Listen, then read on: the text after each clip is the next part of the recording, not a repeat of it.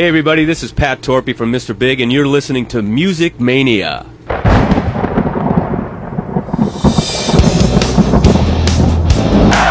You ready for some screaming heavy metal? We rock! But the evil that men do lives on. We gonna bang your head! You are now listening to the Music Mania podcast, brought to you by CD Warehouse in Gladstone, the #1 hard rock podcast in the Midwest, featuring hard-hitting interviews with rock's living legends. And now, here's your host, Clint Schweitzer. Well, it is great to be back here hosting the Music Mania podcast after a week absence. I've been on the road for a lot of the month of July. Just got back from kind of a family vacation down to the Smoky Mountains. Hit a couple locations, going down to Tennessee, Georgia, a couple places like that. Really good time, but missed being back here in the studio, missed doing the interviews. I tell you what, it is great to be back, and we're going to come back with a bang because we have, from the Dead Daisies, bass player Marco Mendoza is going to be coming up here. Of course, Marco has done it all. He has been in Ted Nugent's band, Thin Lizzy, Lynch Mob, Blue Murder with John Sykes, Whitesnake with David Coverdale. I mean, Marco Mendoza is one of the best bass players in rock, one of the great guys in rock. He's an outdoorsman, a hunting enthusiast, just a very outspoken, wonderful guy. He's coming up here, going to be talking about the Dead Daisies U.S. tour, which kicks off August 10th in Chicago. This is a band that's been solidified. They're a super group. You talk about high-octane, in-your-face rock and roll, the Dead Daisies. Their brand new album, Make Some Noise, came out in 2016, and they just released a live album off that, Live and Louder. Check that out, thedeaddaisies.com. You can buy both of those. The live album comes with a DVD, kind of a documentary, making of, just wonderful stuff. The Dead Daisies are old school. They do it like it should be done in rock. With Marco Mendoza on bass, you got Doug Aldrich on guitar, former Whitesnake, former Dio. Of course, our good friend John Corabi on vocals, former Motley Crue, former Rat, and David Lowy, Brian Tichy from Ozzy, from Foreigner on drums. This is just a band that's out there doing it the way it should be done. This live album's great. Their album Make Some Noise was tremendous. And it is going to be a huge pleasure to talk with Marco, a guy I've always admired from back when he was, kind of knowing who he was back whenever he toured with Ted Nugent from like 2000 to 2003. He was part of that nasty rhythm section with Tommy Aldridge on drums. They also had Tommy Clufados on drums during his tenure. So Ted Nugent always plays with some of the best players. We're going to see what he thinks about Uncle Ted, about shooting guns with Uncle Ted, about playing with Ted, about playing with Whitesnake, and what he's doing right now with the Dead Daisies, which to me is a band that must be supported by American rock fans. They've been doing huge festivals in Europe. They've done Grass Pop, Hellfest. They've been in Japan, sold out shows. They've really been a worldwide phenomenon. They opened for Kiss in America, but have not really gained that footing in America. They're going to be doing that here on this 12-date tour coming up in America. They're going to be doing, I think, Sturgis, going to be doing Nashville, Atlanta, some of the major cities, Vegas, LA.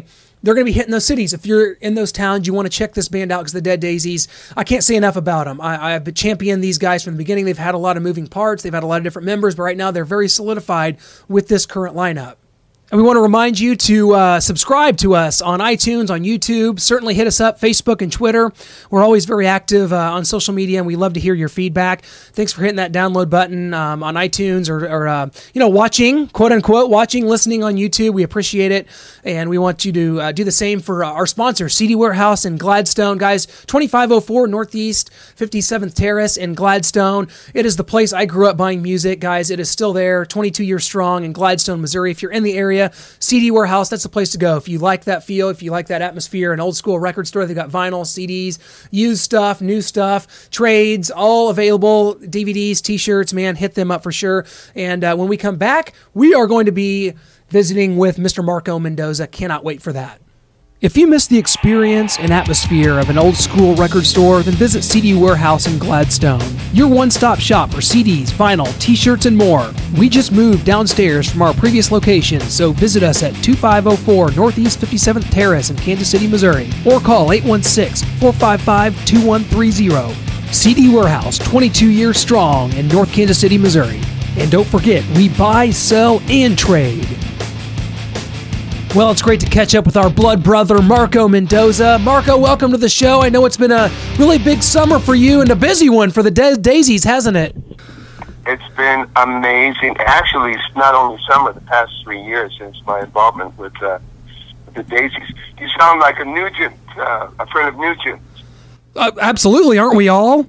Absolutely. Thank you for saying that. Of course, man.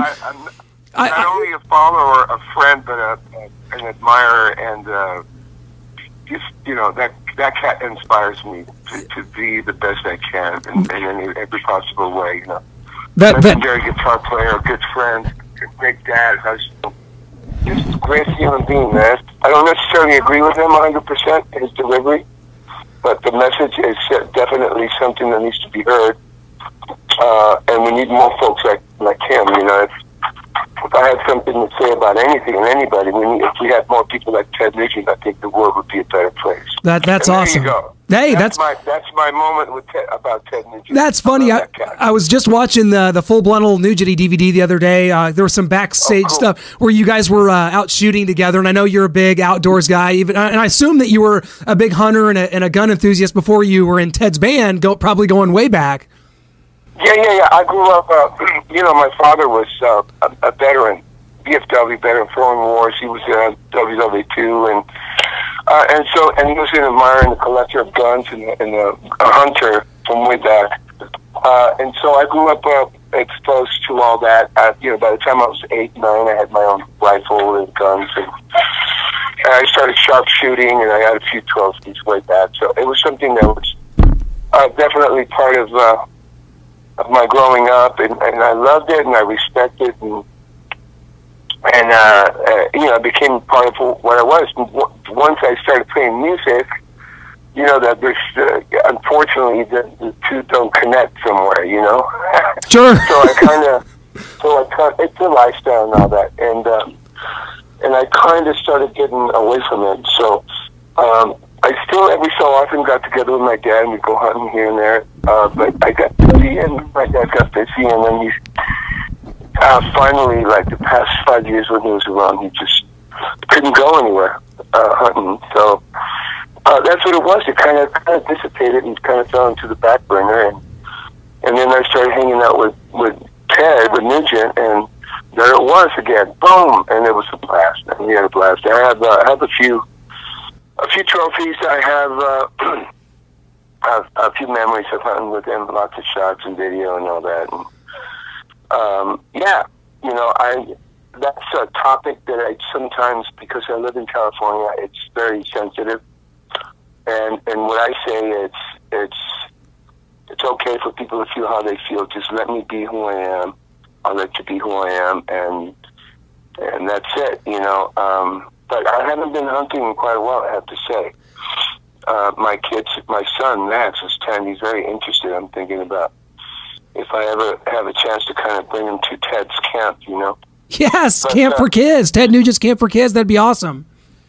Yeah. And we talked about it. I touched base with Uncle Ted as often as I can, you know. My wife is close to Shemaine, to his wife, and they talk, and so, yeah, I know my son will get a kick, man, out of going out there for, you know, for Nugent's camp. Oh, that's amazing. And you talk, I'm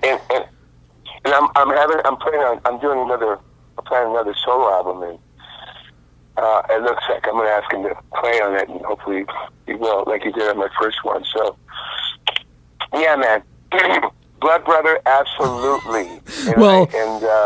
And I carry that proudly, man. Good. To have somebody like Ted Nugent consider me a blood brother, it means a lot to me. And it's all good, man. Well, let's talk about the Dead Daisies, bro. Let's, man, because I was getting ready to say, I'm a blood brother of the Dead Daisies. We've had John Corabi on this show twice. You talk about this 3-year run that you've been on. This lineup is solidified. You just released your live album, Live and Louder, in May. You just came off a string of dates. You're getting ready to come to America for 12 shows. This band has really taken off in ways that I don't think anyone could have imagined, but it's just got to be a rush right now for you guys. It is. We're only doing 12 dates, and we added a few bike rallies here, there. I think we're doing Sturgis, and For specific info, this thing is moving and changing so much, Clint, that I tell everybody, just go to the website, because all the official info is right there. When things are confirmed, I think a few things were added as of a few days ago or last week. So to get updated and firm info, go to thedeaddaisies.com. But we originally started booking 12 dates for the U.S., and we're calling it the Dirty Dozen, And what we wanted to do, as per management, we wanted to play some key cities. We really didn't want to go out there and do a long run. We wanted to just have a presence this year in the U.S. because we're getting ready to do another studio album, and say, hello, guys, this is who we are. We have Make Some Noise that got released last year with this lineup. We have Live and Louder, that's the live representation of that, a compilation of the Dead Daisies work catalog. And over the top, well, we're going into second and third printing. It's doing really, really well. Over the unexpected. But like you said, Clint, yeah, we are rushing a little bit, man. We're very proud. And the music business has changed so much, Clint, Yeah. That to put something, to put an iron in the fire, if you will, and to have it be accepted and looked at it as something that's really cool, that clicks. It's satisfaction, absolutely. You get a pat on the back saying, you guys are doing good, keep going. So that's where we're getting our fuel and momentum and motivation, Well, and we have a great team, we do. It's a great band, comprised of some great players, the cream of the crop. We have John Karabi, John Karabi singing, and everybody knows John. Everybody loves John, including me. That's why I called him. And, Doug Aldrich, also, him and I have worked so much on so many projects, spent a lot of time with Whitesnake. Amazing guitar player, great cat, musician. He's got a lot of chops, a lot of experience. Brian, as a bass player, Brian Tish being one of the, quintessential drummers of our era, to play with him is great. And then David Lowy, our founder, who is Mr. Riffmeister and keeps the whole thing together and motivated and pushing. He really drives this thing like a cool little well-oiled machine, And so we have all the components, and I do what I do, Been around for, 300 years now. At least. Sometimes it feels like it, but I'm loving it, man. This is, we do a lot of interviews, as you can imagine, and every so often, I get asked, so if you could put a band together, some of the big names, again, we talk about the big names a lot, but this is not too far behind, man, because we're all friends, we all get along, there's a lot of mutual respect. The common denominator here is to try and create the best music, the best classic rock-based music, and to put on the best shows. We have great management that's put a great team of social media cats there that are doing an amazing job. And we have a great label who's backing us up, STV, Spitfire, and like that. And we have a lot of friends, because all of us have been around for so long, Clint, that we have a lot of doors that we can knock on, if you will, So you put all those components together, and yeah, we're trying to make a difference out there. And it's also, I gotta say this, it's also cats like you that are interested in finding out what the story's all about, that keep the story out there and exposed and create a little bit of a buzz. So thank you for being interested. Well, this... Go ahead. Sorry, the Dead Daisies represent something that I think is severely lacking in music today. You talk about just this high-octane, in-your-face rock music that you guys bring to the masses. You guys have done sold-out shows in Osaka and Tokyo. You've had big festivals, Hellfest and Grass Pop. But do you think it's harder in America? You talk about doing these 12 shows. Do you think it's harder to gain footing in America just as a rock band today in general? Yes, it is. Absolutely. Yeah. You know, we're and we all know that. That's a known fact. It would be for me to, you know, I'd be lying if I said no. It's just a matter. For whatever the reason, and we won't get into it. That's a whole different interview about the industry and what's happened. But, Sure. I think what opens the door for us is the fact that we have the names in the band in the lineup, and that creates a little bit of a buzz. But still, we are still a new band. We don't have. You know, we have good music. I will say this without sounding pretentious. We have good songs, we have good music, but we don't have the benefit of like 10 years ago or 20 years ago where the labels would just pound the radio and create that buzz through the song waves out there. And then, so what we have today is social media and people like you, which is why it's so important for us to do these interviews and stay out there, stay relevant to what's going on today, and word of mouth, the fans. That's why we decided to be so active in that media, and we are. But it's hard because in my opinion, I've been around long enough. We are spoiled in the U.S., Clint. Yeah. We have too much of everything, including the entertainment, field. We have the best of the best of the best. We have the best festivals, the best shows, the best bands, the best venues, the best everything. And we are a massive country by comparison to Europe or Japan or South America or whatever. So the numbers here are huge. Where you can go and play, at download, which is, 90,000, 90,000, 100,000 people. And get exposure. Here, you got to come down and play 3,000 or 5,000 people, 3,000 or 5,000 attendance festivals or venues or whatever. That's just how it is. We've been very lucky that we've been invited to go and tour with Def Leppard, with Bad Company, with Lynyrd Skynyrd, with Kiss. But what's going on here is that we decided to open up and to headline ourselves, to kind of have create a buzz everywhere else and bring it to the U.S., bring it home, to kind of create our own fan base from the bottom up, So that's the idea, and so far, tickets are doing really well, and, we want to invite out there everybody. If you like, like you say, no-nonsense, freaking electric, powerful, classic rock songs, with a bunch of cats having a good time on stage, this is a show for you. So come out and support it. The other reality is this is a medium that's kind of disappearing, and it's all about the fans. If the fans don't support it, eventually it's going to go away, and we don't want that, do we, Clint? Absolutely not. We don't want it.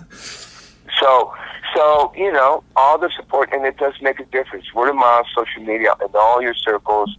Please get out there. I'm talking to your listeners. Just get out there and talk about it. Check it out. There's some downloads. There's some cool stuff that you can stay in touch with. There's some fan club things that you can sign up for. And so let's create a buzz and let's show up and have a good time. Well, that's what it's all about. In a nutshell. And let's not forget, you guys just hit 1 million views on your cover of American Band. So that's another medium. YouTube's so huge, and that's 1 million views for you guys. That's another big deal. Yeah, it is. We represent that era, man. That time and space in music where things were very cool. We're all big fans of Grand Funk Railroad, like huge fans, all of us. And I think because we all come from the same century, and so the first time we got together and we got into the studio, we started talking and comparing notes of who we like and who we listened to, who inspired us. And Grand Funk Railroad kept coming up, and we had a blast. So we wanted to pay tribute to the guys. I'm still a big fan. Working with Nugent, I had the chance of meeting the guys face to face, and without Mark Farner, unfortunately. But the guys were kicking butt, man.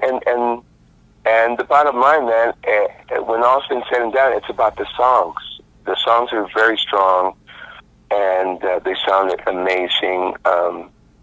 So we decided to grab something. This whole thing started. We did some USO shows in South Korea. We got invited, and we went down there, and we wanted to include a couple of songs that represent Americana, you know, America, if you will. And so Sweet Home Alabama was one of the songs, and we're an American band from Grand Funk was the other one. And man, you go down there, and the troops they've been away from home for a year or so, sometimes longer. They're all kids, you know, and we start with the songs, and they go bananas. So for the 4th of July, we wanted to pay tribute to what that all represents, and freedom, and you know, the price that some of our forefathers have paid for us to live in a beautiful country like the U.S. of A. You know, and so we put it out there, and great response. Yeah, man, you know, it's all good. It's all good. We're having a blast. I'll tell you this, Clint. We all love what we do. Yeah. We all love playing music. Nobody's going to stop. This is something that it's in our blood. It's in our DNA. This is what we do for a living, and we're going to continue until we can't. And right now, the Dead Daisies represents that. You know, it's a good time for all of us to have a vehicle like that to make a difference out there, and we're doing it. And as a group, you know, I couldn't think of a better bunch of guys, man. A lot of talent, talent, and a lot of credits, a lot of years of experience, and when you have that, you know, and then you put it together with great management, it's all butter, you know. Well, of all you've done, Marco Mendoza, you've done from Whitesnake to Thin Lizzy to Ted Nugent to Lynch Mob. Of all the things you've done, is this the most gratifying for you personally? Because it seems like you're having more fun now than you've ever had. It looks like it. You know, I will say this. Definitely playing with Nugent, a highlight in my career. Absolutely. Definitely spending time with Whitesnake and David Covey, also a highlight. And Thin Lizzy and Soul Circus and Dolores O'Riordan and Neil Sean and so on, Edgar Winter. And there's so much stuff. Lynch Mob, playing, you know, John Sykes, doing 5 or 6 albums with John. I've been talking to him as well. It's been a great journey. I mean, I can't compare. I always like to say that my favorite project is what I'm doing now. And so under that criteria right now, the Dead Daisies is definitely the highlight of my career right now, for a lot of reasons, but because it's what we're doing now. You know, music is like that. But I can't take, you know, credit away from the years that I spent with Nugent. I'm going, you know, working with Nugent and hanging out with him is going to rock and roll school, man. The stories, he's been around forever. He's seen it all, you know. And so that was great. And then David Coverdale, another cat that's legendary. And so I am having a lot of fun now because I am in a different place and time right now in my career. I'm a bit older, and that's a fact. I like to say that I'm a little wiser, and and I feel very privileged, bro. Honestly, I feel very privileged, and dare I say blessed, but I am blessed. I'm very lucky to still be doing what I'm doing at 85 years old, you know? So, did you catch that? Yeah, I was say 85. I was like, I think that was, you're giving yourself a little too much credit there. I was like, a little older than 85, but we'll let it slide this time, you know? We'll let you stay with 85. And the reaction I go for, man, but you don't look a day over 80. Exactly. I think you're the youngest member of the Dead Daisies anyway, so that you got, maybe Doug's a little younger, I'm not sure. But you're one of the younger ones of those. John Crobby's, I mean, my God, do we want to say how old he really is? Does he want that out there? Is he 6-0 yet? You know, age and years in my mind, I joke about it because it's really, it has no, it carries no weight in my mind. Age is only relative to who you are and how you handle yourself, and you know, it's just a number. I know it sounds like a cliche, but it's true. It's just a number. And I've never felt younger. I've never felt better. Physically, I'm in the best place in my life. I take care of myself. I stopped drinking and doing drugs 29 years ago. I'm the sober guy, you know, and I feel very focused, and I feel very good, man. I'm very, very privileged. I have a great family, great wife, kids. My whole life is abundant, and I think that reflects on what I'm doing with the Dead Daisies, because I'm a very fulfilled kind of person, you know. Very happy, bro. I love that. I'm so glad to hear that. So management has kind of taken me and allowed me to be who I am here, and maybe help the thing along and represent. So I love it. What else can I tell you? It's I'm embracing it, and I'm having the time of my life. So right now, yes, it's my favorite project. Absolutely, and I tell you what, guys, that's the long answer, Clint, and then that's a long answer, but like John would say, yes. Hey, he does a few projects here and there himself, you know, but I tell you what, the deaddaisies.com, that gets you all the dates and all the info, and definitely order this live album, Live and Louder. It's not just a live album. I mean, I talked to John Crosby about this, and how we were talking about Kiss and how he bought Kiss Alive. That was one of his first albums. I said, you know what the Dead Daisies do is so similar to what bands did back then. You release a studio album, you release a live album, and you tour relentlessly off of it. No one does that anymore, but that's what you guys are doing. Exactly. We are using, and that's the references that we all make when we first got into the studio. We wanted to celebrate the 70s and the 80s, how it was done back then, you know. And another way of putting it is we want to earn our stake here in rock and roll history. You know, we want to build our way up. And we're doing everything possible to do it the way we used to do it then. The bands then, man, used to go out, write some songs, go out and tour, and you can look it up. It's true. They would write some songs, record the album, release it, go on tour, and then come back and then record the songs again, and the songs would improve because you got the chance to chop away and rearrange and you know. So that's what we're doing. And right now, the Dead Daisies, let's see, Lucian Face I Love. There's 5 albums out there, so we wanted to, and dare I say, just great songs here, man. I honestly, and I've been with some pretty great bands.